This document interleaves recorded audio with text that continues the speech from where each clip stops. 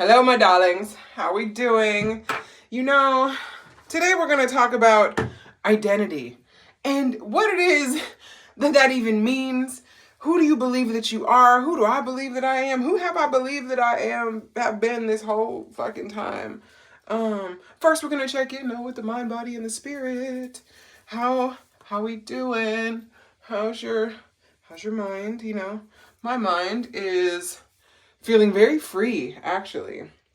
We've been in the middle of an eclipse portal. I've been doing a lot of shifting. Like, I start things and then we try them out and then we see, is this in alignment or not? And we figure out over time, like, if this is still something that I, want to do.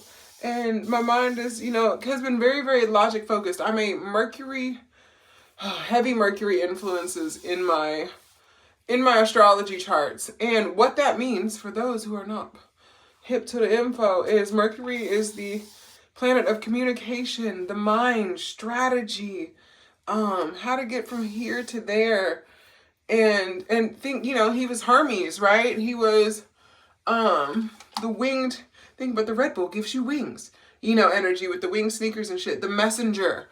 And one thing I am is a messenger. However, sometimes your mind can over logic where your intuition is meant to guide you. And as a Pisces North Node and Virgo South Node, Virgo is ruled by Mercury, and a Virgo rising. And again, if you don't know what all that means, I'm going to explain a little bit. But North and South Node are about your North Node is the destiny for this life. It's the direction that you're heading. It's the things that are going to challenge you, but will yield your greatest fulfillment and your destiny, honestly. And the South Node is, you could say it's past lives. It's where you've been. It's what you already know how to do well naturally. And sometimes you can lean on that as a crutch a little too much, because it's easier for you. It comes easier, and it can be really important for you to find that balance. And some people are like, oh, so like just leave the South Node skills behind. No, you need those. They're important for your evolution, and it's important that you learn how to step into the opposite of that, into transcend into the opposite of that. So the opposite of Virgo is Pisces. Virgo is very intuitive, but it likes structure. It's earth. It's very grounded. It can be very rooted. It can be very, very specific about very specific things, very detailed. And again, Mercury, logic. Pisces is a water sign that rules the subconscious. The subconscious runs 95% of what you do in your life. And you don't really consciously know that you're choosing those things until you unearth them, and then you get to change them. But Pisces is very much a sign of intuition. It rules psychic gifts.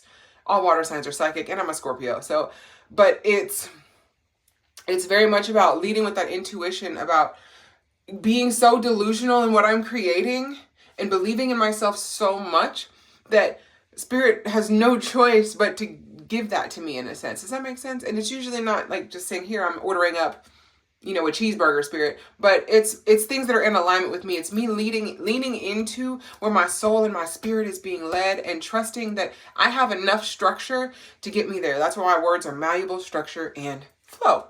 So the mind, that's where we're at with the mind. We're having a lot of realizations, a lot of identity shifts. The body, I actually woke up quite refreshed this morning, considering I didn't go to bed until about 12:30 in the morning.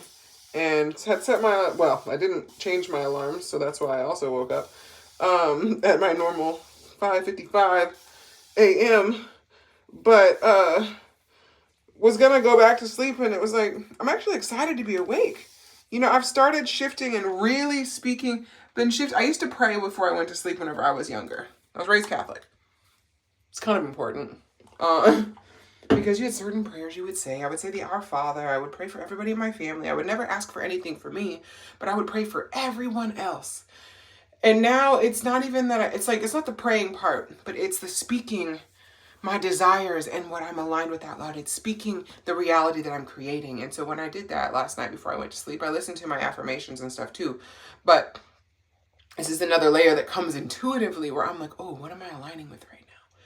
And speaking that out, because before you go to sleep and right after you wake up are the prime times to program your subconscious, to input things into your subconscious so it doesn't whenever you sleep. Because what you go to sleep worrying about is what your subconscious is going to ruminate on all night. So if you go to sleep stressed, that might be why they say never go to bed angry, because you gonna be fighting the anger in your sleep, baby. But shifting that, and I woke up and I was like, oh my God, I'm excited. I'm excited to get out of bed today. I mean, I did all my stuff. I did my affirmations, my meditations. I even did some research in bed this morning, posted a few things, got some content, and still felt like I poured into me first. It was really cool. I'm very excited. So that's how the body is. Feeling, I mean, I'd like to take a nap today, maybe, if my body will let me do that. My spirit is fucking lit, G. It's fucking lit. Last night, I went out for a business meeting that got changed to about a couple hours later. Met somebody I've been wanting to meet for a really long time in the music scene here in KC. Ended up going to the Phoenix to sing because that's where he was playing last night. And for the open mic, open jam.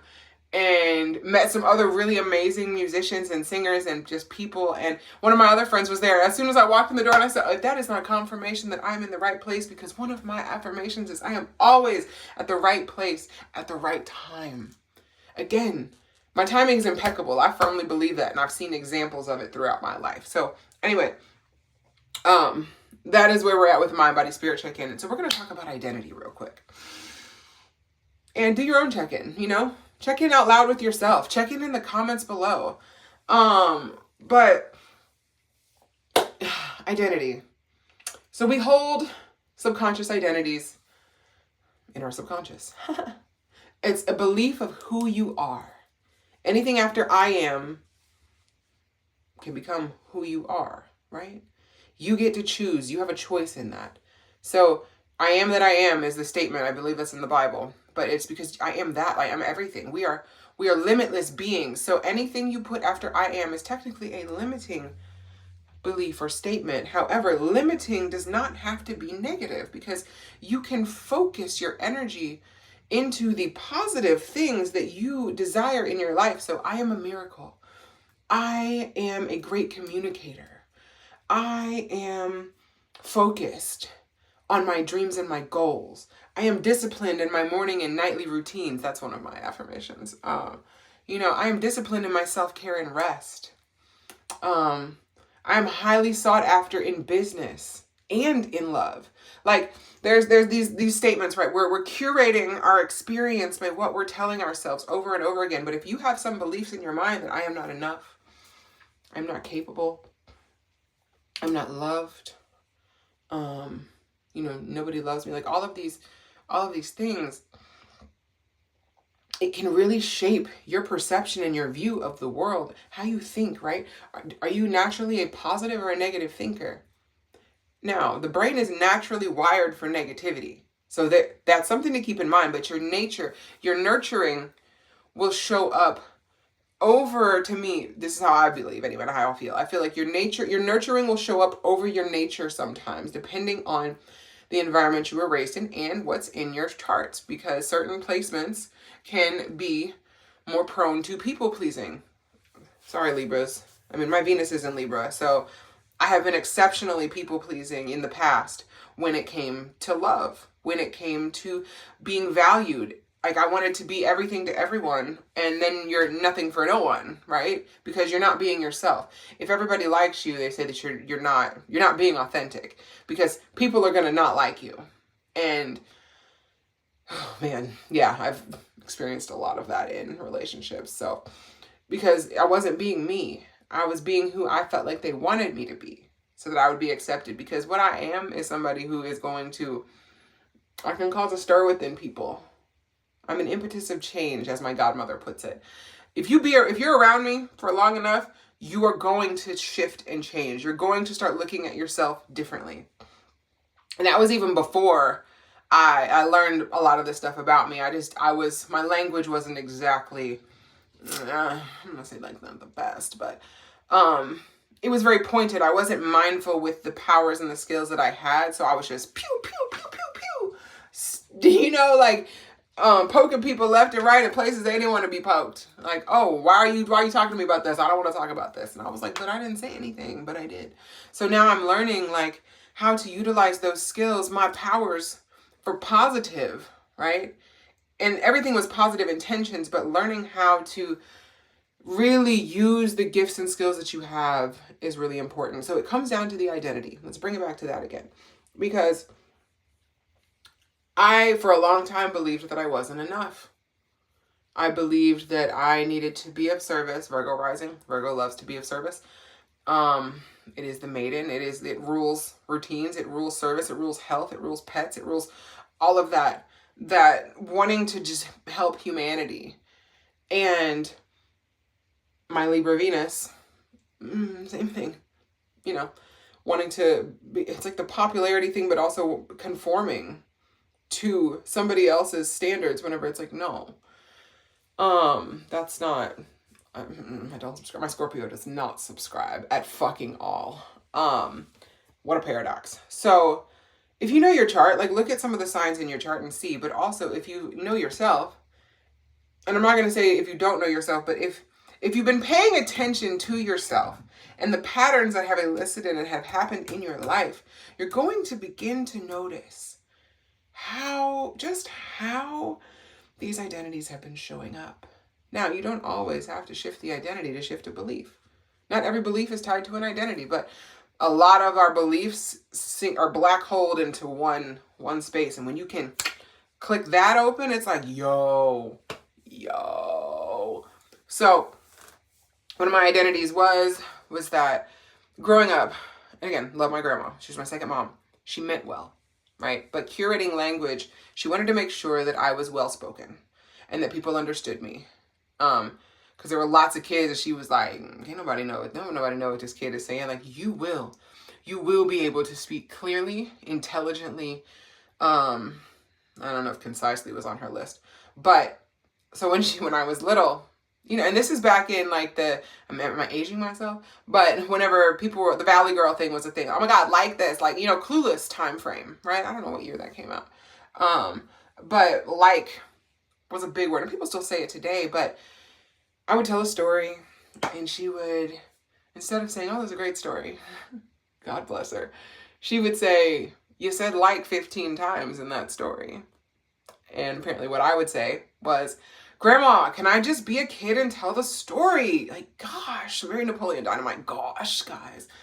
But I never really looked at how little me internalized the criticism, the feedback that I was given from her, because she did it with my best interest at heart. She did it because she loved me, because she wanted me to thrive in this world. And little me felt like, I guess I just don't know how to talk. I guess I just can't say anything. I have to be really mindful with my words. And you know what? I'm just not going to try. And then don't talk about teachers giving you these grades on these English papers when it's like, I'm a creative writer. I'm not an expository person. Like, if I can't put no poetry in it, I'm not here for it. Like, can I speak in esoteric terms? Can I speak in poetic language? Can I use metaphors and analogies? No. Not too much. D. And I was like, you gotta be fucking kidding me. So that kind of dampened my spirits too. It's like, I'm a great writer. I'm a great communicator. And I'm not the science type of, I love science though. So don't get me wrong, but I'm not trying to write that type of shit. There's no creative license. That's a lot more work for my brain than I would prefer. But ask me to come up, you know, I can, freestyle poetry whenever spirit is flowing through me, when I'm in the zone. So it's really learning that I do communicate well. I am enough. I am capable. I am designed for this. I was born for this. But I was so in my head about over curating my words. And then the world will bring you, spirit will bring you, I'm trying to see how much time we got. How long have I been on here? Spirit will bring you, okay, we're getting close to my 15-minute mark. Spirit will bring you those experiences from the beliefs and the identities that are living in here. So look at your life. If there are things that you're like, why do I keep attracting these kinds of people? Why do I keep attracting these experiences? Why do I keep having issues at work with my boss? Why do I keep attracting women or men or people that don't value me? Well, Do you value yourself? Deep down? And believe me, I was one of those people. I was like, man, I'm so tired of these men. But like, I wasn't valuing myself. So why would they value me for the real me? Because first of all, they didn't know the real me. They knew they knew like half of me, right? But I was masking like a motherfucker.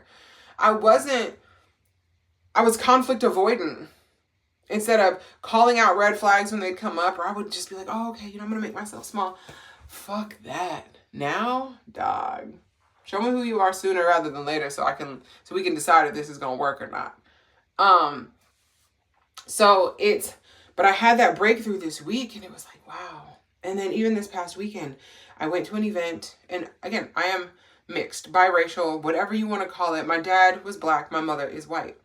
I was raised by strong white women, German, Italian. My grandma was a piece of work. And if you know anything about honestly, German and Italian, like it can be a very hard, tough love type of situation. And not really growing up with the black side of my family. I was raised in a predominantly white high school institution. It's all, yeah. High school, and I played sports with those people. There wasn't a lot of black people where I grew up. They were there. We were there. But until I got older, I didn't really get to go to my dad's family's things and stuff of that nature, and really begin to explore all sides of who I actually am. So sometimes being in black spaces caused me to, because the culture is very different. Like, my dad's family, they talk shit, right? They're not as talk shitty as a lot of people, as some families, but they gonna razz you. But it's like, oh, I would just be shy in the corner, like, oh, like, hi. Oh, there's I'm just not gonna say anything because I don't know what to say. And I had that experience at an event this weekend where I didn't ground before I went in. And I realized when I was there, and then mind you, this is the midst of me having just realized the things that have happened with grandma. And I want you to think about how this applies to your own life, because I know that it applies to your own life in some way. It may not be the same story, may not be the same players in the story, but the energy and the suppression is still probably the same. You put yourself in this identity, right? And one of my friends was there with me, and this was a black event, like black owned, black run. I don't know if there was any white people in sight. And I was just feeling, I had a lot of judgments about myself. I had judgments about other people. That's not me, by the way. That's not me. I love everyone as human beings. Now, that doesn't mean I like everyone. Very different story. But I believe that people deserve to exist, and I wish them success unless you're harming somebody, So I was really struggling with, how am I going to talk to people? Like, what are these people talking about? What's going on here? Like, just because the ways that you judge others are the ways that you judge yourself. So if I'm, policing somebody else's behavior in my mind, if I'm being, why would they do that? Like, why would she dress like that? Like, oh my God, you see those cheeks? And that wasn't all that was going through my head. But like, how am I doing that to myself? Because it's going to be 10 times worse. And I was having some of those identity things, and I got to talk it out with my friend and was able to work through it and alchemize. And alchemy is just changing something from one state to another, an undesired state to a desired state. And when I was able to talk that out, this is why your support system is so fucking important. Whether it's your coach, your therapist, your family, your friends, people that are going to keep it fucking real with you, that are also doing their work, that love you, that want to see your best, but also you being able to discern what aligns with you too, once you've cleared out all the other stuff. And I was able to talk with her, and then we got up and started walking around, and I was able to communicate with people and be myself and not be worried that people were judging me, because my inner critic was judging everyone else because of how I was judging myself my whole life so far. And it was time to let that go. It was time to let that go and to be this. I am Madame Velvet. That's one of my names. I'm like Erykah Badu, y'all. I got like 5 names. Madame Velvet, Soluna, just Velvet, Alexandria, Alex, which I'm actually kind of pushing that Alex to the side. That's what that was called majority of my life. And Honey Gold, and that one was given to me a long time ago. I'm keeping it. There's probably some other ones in there too, but it's like letting all of these parts of me shine through, letting this theatrical part of me shine through, because that's who I am, and not being afraid that somebody's going to judge me, critique me, or whatever, and just showing up as myself and not caring what anybody has to think or say about me, because I love me and I know me and I know I'm the shit. Do you? And also, what Deepak said in the 7 spiritual laws of success is that, like, when you are in harmony, essentially, when you're living from a spirit focused life, you're not focusing on the ego and the power, that your ego knows, your spirit knows that it is not beneath anyone, but it also knows that it is not above anyone either. We are all special and unique in our own way, and some people will scoff at that, and I'm just like, gee, listen, you are unique. Find your own fucking magic. Stop trying to emulate everybody else on the planet. You might do similar things, but stop trying to be somebody else. You can be inspired by and make it your own. You know what I'm saying? So do you. Nobody can do you like you can do you. So learn who you are. And I used to be scared to tell people, like, oh, most people don't know who they are, because they don't. They know who they've been taught to be. They know who they've learned to be. You know, because sometimes people did get told, hey, this is who you are, this is how you're going to be. But sometimes it wasn't that direct. It was very subliminal. You picked it up from the actions in your caretakers, in your family, in your siblings, in your friends, in society, at school, in, you know, wherever you are. So how are you taking these things in? What are you making it mean about yourself? And where can you notice? Where are the ways that you want to shift? Because it might be like, oh, I've always wanted to get on stage, but like, I'm just not good at that. Mind you, you're a great ass singer. Hi, it's me. I had dreams of being like Alicia Keys on stage. My God, when Alicia Keys came out, I was like, oh my God, she's mixed and she plays piano and she sings. And I'm a classically trained pianist. I used to take piano lessons, but I wanted to sing and play at the same time. But Spirit said I didn't want to put the effort in to do that. That wasn't for me. The singing is more my alley. But just really seeing that dream, but also being like, well, people that have bodies like me aren't on stage. They're not seen like that. And then, you know, here comes Jill Scott back in the day. And I was like, damn, I fucking love me some Jill Scott. And you started seeing bigger bodies on stages at that time, like when Jill was bigger, right? But before they glorified the rail thin as the beauty standard, and that wasn't me. That wasn't me. And so I was like, oh, and having body image issues growing up. Anyway, the point is that I was always drawn to that. Now I'm doing that. Now I'm doing that unapologetically. I'm speaking my I say opinions, but my truth, my knowledge, my wisdom, what I have learned in this life, the downloads, the intuitive messages that I receive from God's Spirit universe, and sharing them with the world, because I know they're going to help somebody else, because I wanted to be the me that I needed. And now I'm her. I've always been her, but now I'm embodying her. I'm stepping into who she is. What does she wear? What does she eat? How does she sleep? How does she speak? How does she walk? How does she talk? I said speak already, but you know it rhymed. So who is it that you want to be? You get to reinvent yourself, and it's not fake. Because honestly, most people are walking around here being fake because they're not being themselves, because they're being who they learned to be. It feels like it's familiar because you've worn it. It's like that Easter dress or some shit that you always hated. I hated those frilly socks. Hated them. But you just kind of had to get used to it and wear it, right? So it's something you're familiar with. Take that shit off.